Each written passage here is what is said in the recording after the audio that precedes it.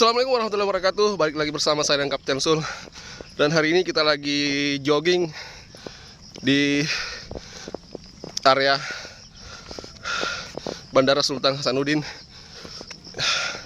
Nih, di sini mantap sekali jogging karena treknya lurus dan tidak ada hambatan. Dan sekarang sudah jam 9 pagi dan saya lagi memakai mantel Adidas. Bagus banget kita pakai mantelnya karena sangat menguras tenaga. Ini sudah keringat ini guys. Sudah keringat, kita sudah lari 30 menit. Kayaknya sudah cukup 30 menit.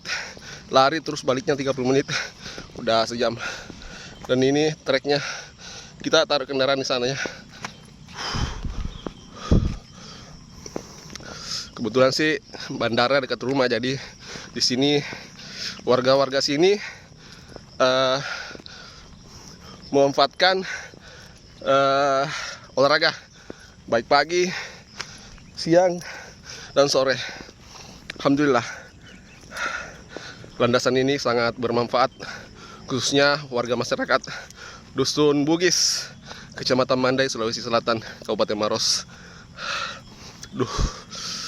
Lapar ini.